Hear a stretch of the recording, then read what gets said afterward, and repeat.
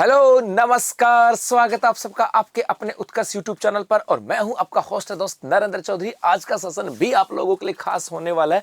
पीछे की न्यूज़ देख करके आपको अंदाजा तो लग गया होगा कि भैया आज बताने वाला क्या हूं, लेकिन ये हो किसके लिए रहा है इसकी चर्चा करेंगे और इसका बेनिफिट क्या होने वाला है इसकी चर्चा हम लोग यहाँ पे करने वाले हैं। तो क्या आज की पूरी कहानी वो देखें। हुआ क्या था, हाल ही के अंदर अपने एक एनसीटी संस्था जिसका नाम है national council for teacher education, NCT एक संस्था है, national council for teacher education, अर्थात शिक्षकों को कैसे, जो शिक्षक बनते हैं उनको कैसे शिक्षा दी जा सकती है, शिक्षकों को कैसे बेहतर ट्रेनिंग दी जा सकती है, उसके लिए अपने देश में एक संस्था बनाई गई जिसका नाम है एनसीटी। और उस एनसीटी की हाल ही में होती है एक बैठक और उस बैठक के अंदर कुछ अपने यहाँ पे निर्णय लिया गया था। और उसी निर्णय के अंदर यहाँ पर आ जाता है क्या कि राजस्थान के अंदर 10 साल के बाद बीएड अब फिर से 1 साल की होगी। 4 साल का ग्रेजुएशन करने वालों को मिलेगा मौका। गुरुजी इसका मतलब क्या हुआ बेटा? इसका मतलब ये था कि भारत के अंदर नई एजुकेशन पॉलिसी आई थी, नेशनल एजुकेशन पॉलिसी थी, एनईपी की बात करें जो नेशनल एजुकेशन पॉलिसी 2020,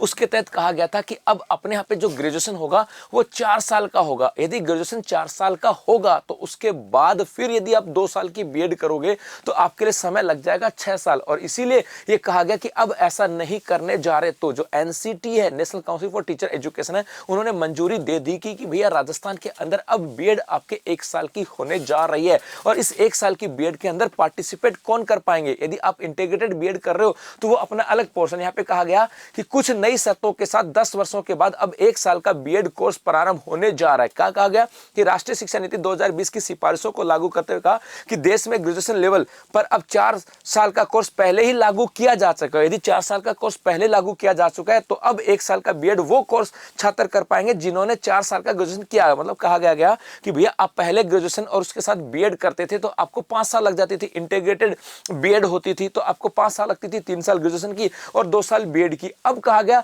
यदि आप ग्रेजुएशन करने के बाद बीएड करोगे तो आपके 6 साल लगेंगे, क्योंकि एनईटी की बात करें, नेशनल एजुकेशन पॉलिसी की बात करें, नई एनईपी की बात करें, इसके अंदर कहा गया था कि ग्रेजुएशन 4 साल की होगी। तो अब दोनों के अंदर कॉम्बिनेशन हो, इंटीग्रेटेड बीएड होती है 5 साल की, और यदि नई शिक्षा नीति के तहत आप ग्रेजुएशन के अंदर एडमिशन लेते हो जहां पे 4 साल लगेंगे और उसके बाद 2 साल की बीएड करोगे 6 साल लगेंगे। तो कहा ऐसा नहीं है। तो अब कहा अब बीएड को हम 1 साल करेंगे। इंटीग्रेटेड बीएड करते हो तो वही आपके 5 साल की चलेगी, अच्छी बात है। लेकिन अब यदि आप लोग ग्रेजुएशन कंप्लीट कर लेते हो, कौन सी ग्रेजुएशन? जो 4 साल वाली है वो कंप्लीट कर लेते हो तो अभी आपकी जो बीएड होगी वो 1 साल की होगी।